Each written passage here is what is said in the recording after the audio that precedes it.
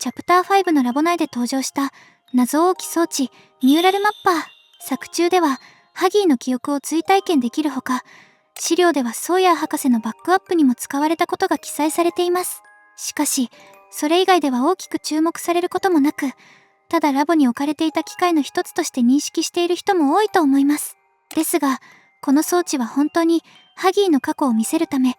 そしてラストのソーヤー復活を示す伏線のためだけに存在していたのでしょうか。実は、このニューラルマッパーが、ある出来事の重要な部分を担っていた可能性が出てきました。さらに今回は、ハギーの記憶映像に隠された、ハギー脱走事件の伏線回収についても触れていきます。この動画では、そんなニューラルマッパーの秘密を、チャプター5までの情報をもとに、解説、考察していきたいと思います。ニューラルマッパーとは、まずはじめに、ニューラルマッパーについて忘れてしまった方も多いと思うので、どんな装置なのかを解説します。以降は、ニューラルマッパーは名前が長すぎるため、マッパーと呼称します。ご了承ください。この装置は、ラボエリアにある記憶の草原という部屋の中央に配置されています。専用カートリッジをソケットに差し込み、機械を起動すると、仕組みは不明ですが、特定の実験体の記憶を第三者が見ることができます。チャプター5では、ハギーワギーの記憶として、3回にわたって映像を見ることができました。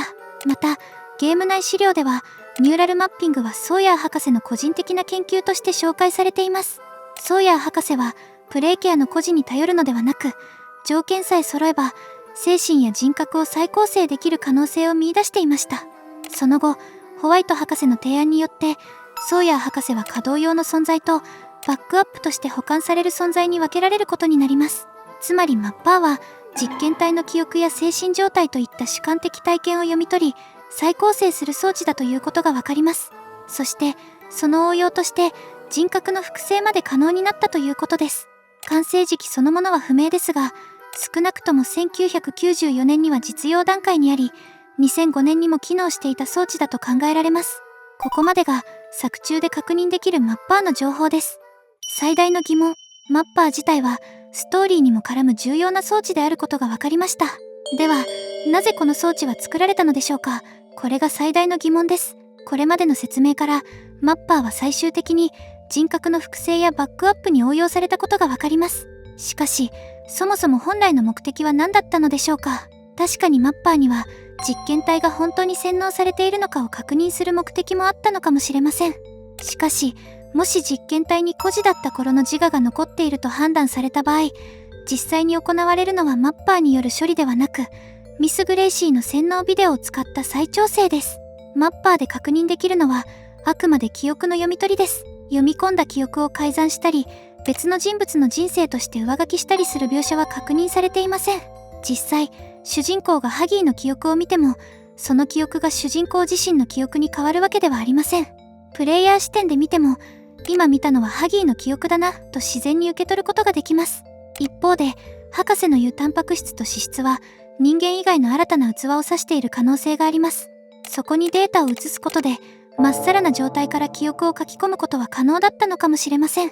つまりマッパーは、洗脳や記憶操作を行う装置ではなく、対象の記憶を確認するための装置だと考えられます。しかし、閲覧禁止、再調整では、セオドアが自分のことをキャットナップだと名乗ったことで、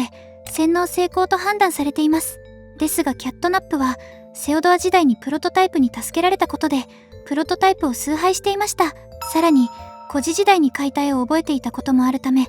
実際には完全に洗脳されていたとは言い切れません。これは、他の一部の実験体たちにも同じことが言えるでしょう。なぜなら、本当に人格や記憶を深く洗脳するには、かなり長い時間が必要だと考えられるからです。実際、グレイシーによる洗脳期間は122日、つまり約4ヶ月にも及んでいます。キャットナップの再調整期間である49日、約1ヶ月半という時間は、完全な洗脳を行うには短すぎたのかもしれません。したがって、マッパー自体は、洗脳の確認だけを目的としていた装置ではない可能性が出てきます。では、本当はどのような目的のためにラボ内に置かれていたのでしょうか。ブレーントラスト。過去動画でも、ラボについては掘り下げています。そこで私は、ラボが先に存在し、その上に工場が作られたのではないか、という仮説を立てています。現在、ラボの研究室長であるアンソニーは、もともとソーヤー博士と同じヤングジーニアスプログラムに参加していた人物の一人でした。このプログラムは1960年代にエリオットによって若い科学者たちが集められたものです。当時の具体的な研究内容は判明していませんが、彼らはブレーントラストと呼ばれ、ラボで巨大化実験やその先にある不老不死に関する研究を行っていたと考えられます。ソーヤー博士は途中でエリオットによって追放されました。しかし、残っていたメンバーはその後も工場に残り、エリオットの下で研究を続けていたと推測できます。では、ブレーントラストの研究はどこで行われていたのでしょうか。それが、このラボだったのではないでしょうか。エディと建設業者のワレン・バッジは、ラボ建設について1年以内の工期を目指していました。しかし、1990年1月にソーヤー博士が戻ってきてから建設が始まったと考えると、少し違和感があります。なぜなら、実験に必要なゲームステーションは、1990年8月のヤーナビーの被験体であるクイーンの時点で、すでに存在していたからです。そう考えると、ラボの建設状況には矛盾があるように感じます。しかし、これが完全な新設工事ではなく、第2ラボの建設や既存ラボの拡張工事についての契約だったと考えれば、後期的にも整合するかもしれません。列車が走るほど広大な施設、さらに再調整エリアまで含めると、ラボはあまりにも広すぎます。いくらなんでも、あの規模の施設を1年以内に一から完成させるのは難しいでしょう。つまり、ラボ自体は1960年代の時点ですでに存在していた可能性があります。そして、ブレーントラストのメンバーが、この時点でマッパーの前身となる技術を研究していたと考えることもできます。ただし、完成したマッパーそのものが1960年代に存在していたとは限りません。もしかすると、当時のラボには、記憶や精神状態を調べるための前身技術があり、それをソーヤー博士が1990年代に改良し、ニューラルマッパーとして完成させたのかもしれません。現実世界でも、1969年には猿の単一ニューロン活動を訓練によって制御する研究が発表されており、脳活動を読み取り、扱おうとする研究はかなり早い時期から存在していました。もちろん、これは作中のニューラルマッパーのように、記憶を映像化する装置ではありません。しかし、1960年代の時点で、脳を読み取る研究という発想自体は、現実にも存在していたと考えることができます。そう考えると、マッパーは最初から巨大化実験だけを目的として作られた装置ではなく、もっと別の目的を持つ前進技術から発展したものだった可能性が出てくるのです。記憶を見るということ。これまでの考察から完成したマッパーそのものではなく、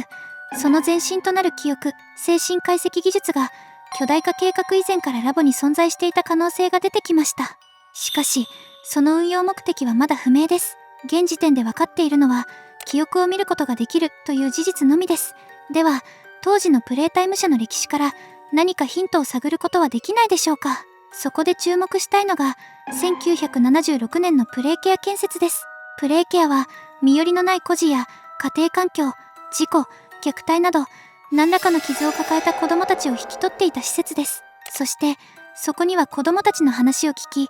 心を支えるカウンセラーもいました。マッパーが置かれた部屋にも、孤児が待機できるような空間があります。もし、心を閉ざしてしまった子供が、自分の過去や悩みを話せなかった場合、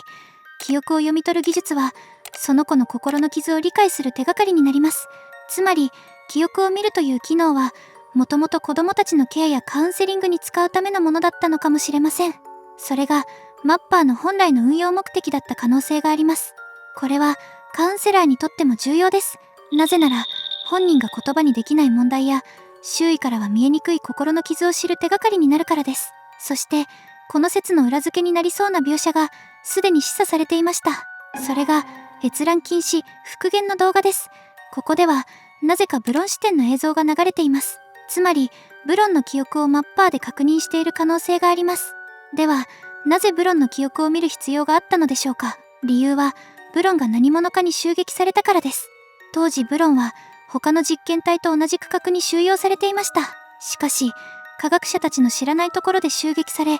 原因がわからない状態になっていたのです。この原因を探るために、ブロンの記憶を抽出し、マッパーで映像として確認したのではないでしょうか。本来であれば、科学者たちにとって、